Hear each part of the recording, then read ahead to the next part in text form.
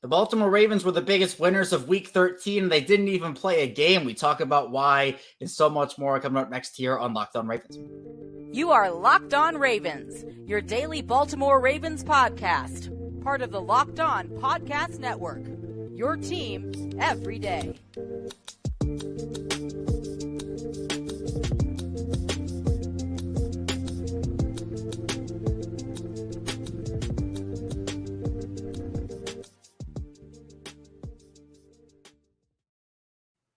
Welcome into another edition of Locked On Ravens, your daily Baltimore Ravens podcast. I'm here with you, your host, Kevin Ostreicher of Ravens Wire, and we're here with you on the Locked On Podcast Network, your team every day. As always, thank you so much for being here with me, making Locked On Ravens your first listen each and every day. Free and available, all podcasts and platforms in video form, on YouTube and audio form, anywhere you get your shows as well. Today's episode of Locked On Ravens is brought to you by Gametime. Download the Gametime app, create an account, and use code LOCKEDONNFL for $20 off your first purchase. Last minute tickets, lowest price guaranteed. We're a 5-day-a-week Ravens podcast, and of course, we do live shows after every game for bonus content, live shows after big news for bonus content. So, hey, maybe the Ravens will sign Zach Ertz. He hasn't been signed at this point as I'm recording this, so maybe he signs, maybe he doesn't. But we bring you Ravens news, analysis, updates, again, 5 days a week plus more. And we are a show that has been going strong, never miss an episode here. We've built great communities in video form on YouTube and audio form and also on social media. So if you're an everydayer, I appreciate you for tuning in every single day here. If it's the first time into the channel, welcome in. I hope you stay a while. And if you're somewhere in the middle, welcome back to the channel. We have lots to talk about today, though, because the Ravens, although they did not play in Week 13, they were the biggest winners. What a bye week it was for this Ravens team. I know that it was nice to just sit back and relax and enjoy some football without the sometimes stress-inducing Baltimore Ravens, where they make some games that shouldn't be stressful, and it can be a whole ordeal. But the Ravens, they entered the bye week at 9-3 and in the top spot in the AFC. And now the Bengals and Jaguars have not played yet. That's the Monday night game tonight.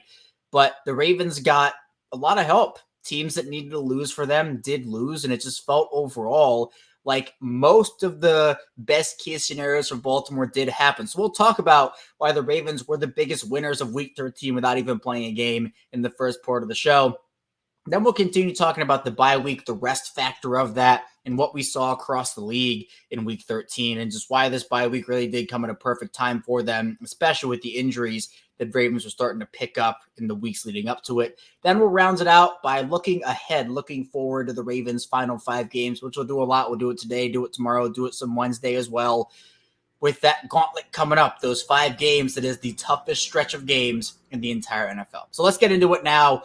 The Ravens won on their bye week, and they won pretty handily. You know, you could consider it a blowout win for the Ravens on their bye week without even having to step foot on the football field, lounging around, getting the mental right, the physical right, and just being able to get everything that they needed for the most part in terms of the teams that they wanted to lose. And what I mean by that is we can start with the division. Again, the Bengals have not played. That's tonight. But the Browns lose and the Steelers lose. Pittsburgh losing to the Cardinals. They actually got blown out by Arizona, so it wasn't like it was a close game. It was a weird game. The game was delayed, and there was weird stuff going on. But 24-10, Pittsburgh ended up losing that game. And Kenny Pickett goes out. He is reportedly having surgery.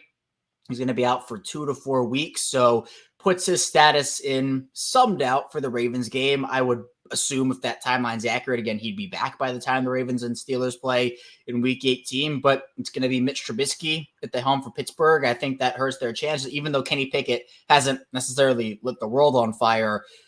I think he's the best option they have, even though he's not a great option. Other than that, it's Mason Rudolph. So Pittsburgh loses that game. Minka Fitzpatrick breaks his hand in that game too, so he ended up finishing it. He put a wrap on it, a cast, and finished the game out. But Pittsburgh's dealing with some injuries again. Then you have the Browns, Joe Flacco, old friend, his eliteness himself playing for the Browns. And actually, you know, all things considered, I mean, look, the guy was on his couch. Who knows if he thought he was going to play again, was definitely looking for the opportunity. But Joe Flacco comes in there, and it was a loss to the team. The Ravens will play this upcoming week in Week 14, the Rams. The Rams are sneaky. We'll talk about it. The Rams are a very sneaky team. They win. They beat the Browns 36-19, but Joe Flacco goes 23 of 44, 254 yards with 2 touchdowns and an interception. So look, it's better than what they had in a PJ Walker or Dorian Thompson-Robinson. I think that if you're the Browns, you want him to move forward. Is it an inspiring option at this point in his career? Even though I love Joe, I just don't think he has it like that anymore. But considering the Browns' other options, I think he is the best that they have at that position. Plus, Cleveland's offense, I think, was kind of cooked once Nick Chubb went down anyway. And Amari Cooper left this game. So it's rough in Cleveland, and it kind of opens up things for the Ravens because we'll get into the conference in a minute or two. But if you look at the division standings for the Ravens in the North, they now open up a 2-game lead entering Week 14. The Ravens at 9-3, Pittsburgh and Cleveland both fall to 7-5. Now, the thing to keep an eye on is the tiebreaker. The Browns have a tie with the Ravens that split the 1-1 split. The Steelers right now currently own the tiebreaker over Baltimore. Now, that can change in Week 18 if the Ravens can secure a split in that game. But then you go to division record. Baltimore currently 3-2 in the division. Cleveland currently 3-2 in the division. And Pittsburgh 3-1 in the division. Then if you want to go further, conference tiebreakers, Baltimore 6-3, Pittsburgh 5-3, Cleveland 5-3. Cincinnati's so far out of this. They're 0-4 in the division, 1-6 in the conference. Joe Burrow's done. I'm not really counting Cincinnati in this whole race anymore. But then you look at the conference, and, it was a great day, great afternoon. The Steelers lose in the 1 p.m. window. The Browns lose in the 4 p.m. window. Then you get to 8:20, and it's the Chiefs going up against the Packers. And a lot of people, Chiefs are going to win. Chiefs are going to win. Not giving Jordan Love and that Packers team a chance. Well, it was a sensational game, honestly, with some very unsensational officiating. It was horrid officiating down the stretch. 3 or 4 missed calls in a row, a blatant hit on Patrick Mahomes that was called late where he clearly was in bounds, and it should not have been called that way. The next play, it was a DPI on Marquez Valdes-Scantling, which was, the defender jumped over the back, seemingly a makeup call for the bad Mahomes call. And then they had a play right after that where a receiver, I think it was Valdes-Scantling, went out of bounds, but they called it out of bounds, but he shouldn't have been. The clock should have kept running. Then they didn't take off 10 seconds for a review when you're supposed to do that. So it was a disaster. But my point is Green Bay pulled it out. They beat the Chiefs. And while the Dolphins did win, the Dolphins won, and they took over the top spot in the AFC based off of conference record. It's a tie between the Ravens and the Dolphins right now. We'll see what happens with Jacksonville tonight. But the Chiefs, they dropped to 8-4 instead of go to 9-3. And while it's not a conference loss for them, it is a big loss in a spot where you could argue we might be looking at this a couple weeks down the line and saying, man, if Kansas City had won that game against Green Bay, their conference standings might look very, very different. So it's going to be interesting. Miami's also 6-2 in the conference, as I mentioned, with that tiebreaker. Baltimore 6-3, and Jacksonville is also 6-2. They would move to 7-2 with a win over Cincinnati tonight. So a chance by the end of tonight, Baltimore is either the 2 seed, they stay where they are, or they're the 3 seed with Jacksonville leapfrogging them. And I think they would take over the top spot in the AFC because it'd be Jacksonville's 7-2 conference record versus Miami's 6-2 conference record versus Baltimore's 6-3 conference record. So we're now getting into the the part of the season where tiebreakers become a thing. We got the playoff simulator. We'll talk about that. Kyle Barber of Baltimore Beatdown did a great little write-up on the playoff chances and everything. So we'll talk about that in the second part of the show as well. But look, a lot of the outcomes that the Ravens wanted to have, the big ones at least, Miami, it would have been nice if they were to lose, but they're looking good right now. Although the thing with them is who have they played? We'll see. They have a couple of tough tests coming up. Baltimore is one of those. So we'll see who they really are. But at this point, I think Baltimore has as good of a shot as anyone in this AFC conference. In the NFC, of course, there are plenty of teams. We'll get a good look at Baltimore against the 49ers on Christmas night. Obviously, Philadelphia is still very good despite that loss. Dallas is very good as well. So that's in the NFC, though. The AFC, Baltimore is definitely vying for that top spot in the conference. And coming up in the second part of the show, we'll continue talking about why Baltimore is a big winner, or why they were at least on that bye week, and why the bye week came at a perfect time. So we should have stayed tuned. A lot to get to on Locked On Ravens.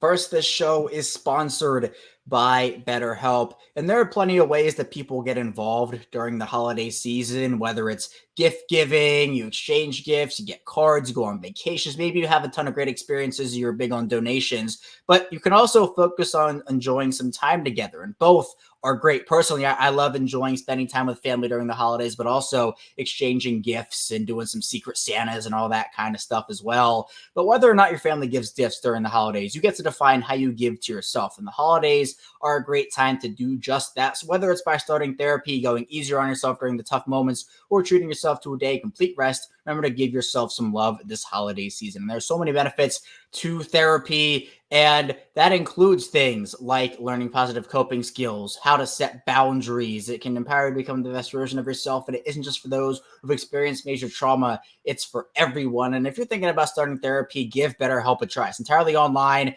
designed to be convenient, flexible, and suited to your schedule. All you have to do is follow a brief questionnaire to get matched with a licensed therapist and switch therapists anytime for no additional charge. In the season of giving, give yourself what you need with BetterHelp. Visit BetterHelp.com/LockedOn today to get 10% off your first month. That's BetterHelp, HELP.com/LockedOn. We're back here talking Ravens on this Monday. Not a victory Monday, although you could definitely call it one because of how good the Ravens did in their Week 13 bye. Kevin Oestreicher still here with you. The Ravens did not play in Week 13, but they got a lot of outcomes that they definitely preferred, with both of their division rivals losing on Sunday in the Steelers and the Browns. They had one of the teams vying for the AFC's top spot losing, the Kansas City Chiefs. The Dolphins did win, but overall, I'd say a very, very successful bye week for the Baltimore Ravens without even having to lift a finger. So that's great for them. But we've talked about it. We talked about it a lot last week, and it feels like it's been so long since we've seen the Ravens play football, honestly. But now we're getting into that time, as I kind of mentioned at the end of that first segment, where wins are huge, but you also go back and you look at some of those losses that you have, and especially for the Ravens, I think there's a lot of conversation about, oh, if they had just won that Steelers game, they have all those drops, and it was a game that was literally in their hands, and they dropped it. What if they win that game? They'd be 10-2. You know, their division record would be better, their conference record would be better. Still at the top, they'd be at the top of the AFC in sole possession, but they are what their record says it is. I mean, I know that you could do the woulda, coulda, shoulda aspect of everything, but it is what it is. They lost to the Colts, they lost to the Steelers, and they lost that game to the Browns too. But they've had a lot of impressive wins along the way. I just think people look at those losses, and especially we'll look at them more as the season continues to go on and on. The more the season progresses and it gets closer to finishing, the more those losses come under the microscope, and I think that's true every single year. But the bye definitely did come at a perfect time. We talked about it pretty much throughout all of last week, and it felt better because of everything that happened. But we can be honest, the Ravens, after their injury stretches, I think have been very weird. I don't know the injury gods and their sense of humor, but it has not been very fun for the Ravens over the past 3-4 years. And to start the year, it was not fun at all. I mean, they've lost multiple starters every game for about the first 3 weeks of the season. Then from week 3 to about week 8, week 9, they were relatively healthy. They didn't really suffer many losses, if any big ones. And then from that point on, they had started to lose some guys for a couple weeks. Obviously, Marlon goes down, Ronnie Stanley goes down. And then the big one, Mark Andrews, with his ankle injury, that's the one that everybody's talking about right now, and rightfully so. But with those other ones, the ones that are just those little bumps and bruises, you're trying to heal up a little bit. I mean, it's great for guys like Odell Beckham, who has the shoulder thing and playing with a lot of pain just to get that week of rest and to have one game in 24 days. That's the stat. The Ravens, with the Thursday night game they played, and then the game they had on Sunday, it was one game in 24 days for them from Thursday night to Sunday night, and then obviously the bye week. So it's huge. I mean, with Ronnie, Marlon Humphrey, I would assume is coming back at the Rams game in week 14. I don't want to, say it's happening because I don't know for sure yet, but it's going to be big for him to get all these guys as healthy as they can be. And we've talked with Kadri Ismail, who was a former player, and, he experienced going through bye weeks and the weekly grind it is to play in the NFL and how much of a toll it takes on your body. And Q has talked on this show about how no one is 100% pretty much from week 1 on any point throughout the season. it's just not possible. At this point in the year, everybody's hurting, everybody's injured. And for those teams who have played those games since a week 6 bye or a week 5 bye or a week 7 bye, I still think the sweet spot 4 bye is right in the middle, week 9, week 10, week 11. But to have it in week 13, it's great. I think I have a newfound appreciation for it, because I think Baltimore got to the bye with minimal damage in terms of season-ending injuries. I mean, you think about it, J.K. Dobbins, he's been the one who's been done for the season with the Achilles. Andrews likely not coming back this season. But other than that, you haven't really suffered season-ending injuries to key players that are massive. I mean, Mark Andrews is probably the second most important player on that offense, obviously the first being Lamar Jackson. J.K. was huge for him, but Marlon's been injured twice. He's come back twice. Ronnie Stanley's been injured twice. He's come back twice. Marcus Williams has been injured twice. He's come back twice. They're losing guys for a week or 2 weeks or 3 weeks. Obviously, David Ajabo is another one. We heard the partially torn ACL. But again, it's not like they have lost guy after guy after guy in succession to season-ending injuries. It's just been, well, this guy will miss a week here, 2 weeks here, or a month, and then he'll come back. And honestly, it's been a better situation for them in the last 3 years, last 4 years. And the bye week coming now gets to just heal them up a little bit, right? It's like, I'll do a basketball example. It's not great, but I'm going to do it anyway. It's with like the back-to-backs. Like teams this year have played a lot of games, like 5 days and 7 nights. You got to play 5 games and 7 nights. And you have back-to-backs in that stretch. And then you have off from like a Sunday to a Wednesday. And by the time you hit like the 6th game in 7 or the 5th game in 7 nights, your body's just, it's tired, it's exhausting. And I get that in the NFL, you have a week in between games. If you play on Thursday night, it's less than that. But just to have this time off is going to be so big for them. And I'm really excited to see how they come out, hopefully rejuvenated. Hopefully there's not a ton of rust. But again, with Lamar with the ankle, that's another one that I think for a lot of people, they just want him to have as much time as possible to heal up, because I know, Lamar says he's fine jumping up and down on the ankle and everything, but it did not look great when it happened. I'm not questioning that he's okay or not. He says he is. I'll believe him that he is, but I'm not saying that he's 100% okay. He's good to play on it.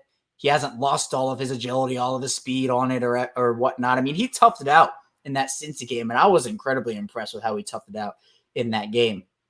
But they had a lot of guys, and it was piling up. The injuries are piling up for him. And I think, again, that's another reason it's not a direct, like, oh, on Sunday, all these teams lost, so they're a winner. But I do think because their bye came late, I was kind of iffy. I was like, this might be a little too late in the season. They might have played too many games up to this point. But now that they're here and they've only really suffered 2-3 season-ending injuries to key guys, I'd take that to an early bye where you have to then play a full stretch of games. I mean, the Browns had an early bye. The Steelers had an early bye, and they're dealing with a lot of injuries from just playing those consecutive games, and they're going to have to continue it. They don't have that stretch. They don't have that break that Baltimore had. But coming up in the final part of the show, we will look ahead, talk about that crazy, crazy gauntlet Baltimore has coming up in the final 5 weeks of the season. Don't go anywhere. So a lot to talk about on Locked On Ravens. First, this episode is brought to you by Gametime, and I've had a ton of frustrating ticket buying experiences in my life. Sometimes I wasn't sure if the seats were any good. Sometimes I couldn't find last-minute tickets, and sometimes there were just no good deals in general. But you shouldn't have to worry when you're buying tickets to your next big event, because Gametime is the fast and easy way to buy tickets for all the sports, music, comedy, and theater events near you with Carol last-minute deals, all-in prices, views from your seat, and their best price guarantee. Gametime takes the guesswork out of buying tickets. And in the Baltimore area, of course, no game for the Ravens in Week 13. But Week 14, the team is coming back to M&T Bank Stadium to face off against the Los Angeles Rams. So be sure to browse Gametime for those tickets. There are plenty of venues in the area. You can go to concerts. In the playoffs, it seems they're not clinched yet, but it seems like Baltimore's going to have maybe a playoff game. So if they do, Gametime's your place for that. Gametime, though, has a ton of great things on their apps, such as views from all the seats in the venue and the lowest price guarantee, event cancellation protection, job loss protection, and more. Gametime is the only ticketing app that gives you complete peace of mind with the purchase. All-in prices show your total up front, so you know you're getting a great deal without hidden fees. Plus, they're obsessed with finding ways to help you save money on tickets. You can find exclusive flash deals and sponsored deals on tickets for football, basketball, concerts, baseball, comedy, theater, and so much more. So take the guesswork out of buying tickets with Gametime. Download the Gametime app, create an account, and use code LOCKEDONNFL for $20 off your first purchase. Terms apply. Again, create an account, redeem code LOCKEDONNFL, spelled LOCKEDON for $20 off. Download Gametime today. That's the ticket's lowest price guaranteed. The Ravens don't play a game in Week 13, but they'll have plenty on the docket for the remaining 5 games of the season. Welcome back in. Kevin Ostreicher still here with you, talking on Locked On Ravens. Again, thank you so much for being here with us and making Locked On Ravens your first listen each and every day. Again, daily content, 5 days per week on the Ravens. Tell a friend, tell a family member. You can get your Ravens content right here all season long, all playoffs long, all off-season long. We are a full year-round podcast. So again, if you're an everydayer, thank you so much for being here every single day with me. Your support is so greatly appreciated. If it's first time in, I appreciate you giving the show a shot. Welcome into the channel. And if you're somewhere in the middle, thank you as always for tuning in, and welcome back into the show. But let's look forward for the Ravens. We talked a lot about the bye week, but it is no secret just how tough Baltimore's schedule to round out the season is. The toughest schedule in the NFL. And I didn't read Kyle Barber's little tidbit he had on the playoff picture of the number 1 seed for the Ravens. So Kyle said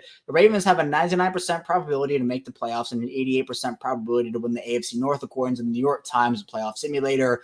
Plus, with the Chiefs' loss on Sunday Night Football, the Ravens' chances of winning the number 1 seed rose to 24%, up from 18%. So a 6% difference with that Chiefs loss, which is huge for them.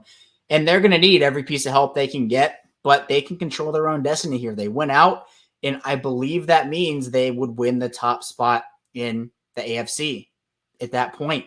And that's huge for them because you beat the Dolphins in that stretch. You beat the Jaguars in that stretch. The Chiefs already have a loss below you. So even if the Jaguars beat Cincinnati on Monday and you have a 3-way tie record-wise with the Dolphins, the Ravens, and the Jaguars, obviously if the Ravens beat both the Dolphins and the Jaguars, that knocks them down to 4 losses each. And then the Ravens will stay at 3. The Ravens win out, stay at 3 losses for the season. Top spot in the AFC. Boom, look at that quick math we're doing here on Locked On Ravens. And as time goes on, as the weeks draw closer to the end of the year, we'll look at that playoff simulator a little bit more. But a good tidbit there from Kyle. But just a general, who do the Ravens play the next 5 weeks? They got the Rams at home in week 14. Then they have a primetime game against Jacksonville in Florida in week 15. Then you got the Christmas night game in week 16 against the San Francisco 49ers. That's going to be a really good game. Then week 17, they are at home. Final 2 games are at home. Miami's week 17. And then you have the Pittsburgh Steelers in week 18. It's tough. It's extremely tough. And when you compare it to teams like the Chiefs, like the Jaguars, even like the Dolphins, their schedules are a lot easier by comparison. Ryan Mink actually put it out.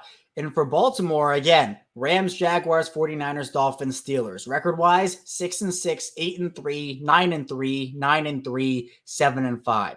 The Dolphins, their schedule: Titans, Jets, Cowboys, Ravens, Bills. Record-wise, that's 4-8, 4-8, 9-3, 9-3, 6-6. Jaguars, they still have the Monday night game versus the Bengals. They have the Browns, the Ravens, the Buccaneers, the Panthers, and the Titans. Record-wise, that's 5-6, 7-5, 9-3, 5-7, 1-11, 4-8. So it's just it's going to be a long road ahead for the Ravens, and it's going to be a tough road ahead for the Ravens. But this is a team, and when I say this, everybody says, oh, well, the Ravens have such a tough schedule. They're playing all these top teams. And my response is, yeah, that's true. But the Ravens are a top team themselves. I don't want to make it seem like, oh, the season is doomed because the Ravens have the toughest schedule in the NFL. If there's one thing that we know about this Ravens team, or maybe two, is that they play up to competition and down to competition like no other.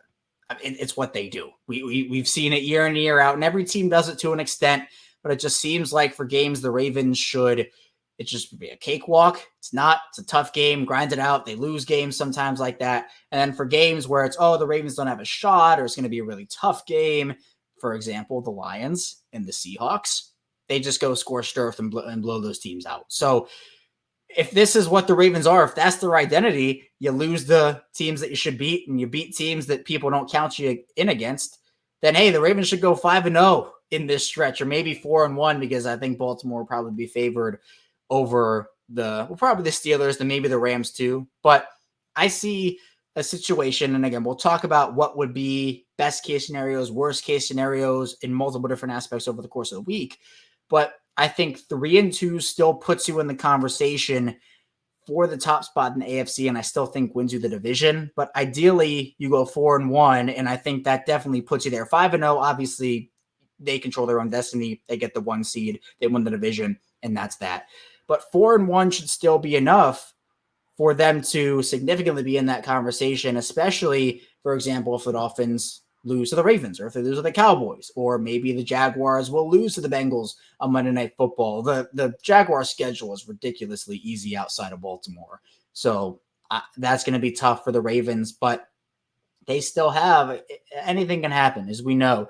Every team in the league this year has really bad losses, and every team in the league this year, I think, has really good wins. Well, every team has a bad loss. Most teams have a good win. I'll revise that too. But still, it's going to be big for the Ravens because they're going to face some very vaunted pass rushes over these next 5 weeks. Obviously, the Rams with Aaron Donald. Jacksonville has Josh Allen, Trayvon Walker. The 49ers, Nick Bosa, Eric Armstead. They just got Chase Young. Miami, they just lost Jalen Phillips, but they still have Bradley Chubb and some other guys. And then Pittsburgh, we know with TJ Watt and Cam Hayward and Alex Highsmith and those guys. So big test for the offensive line, 100%.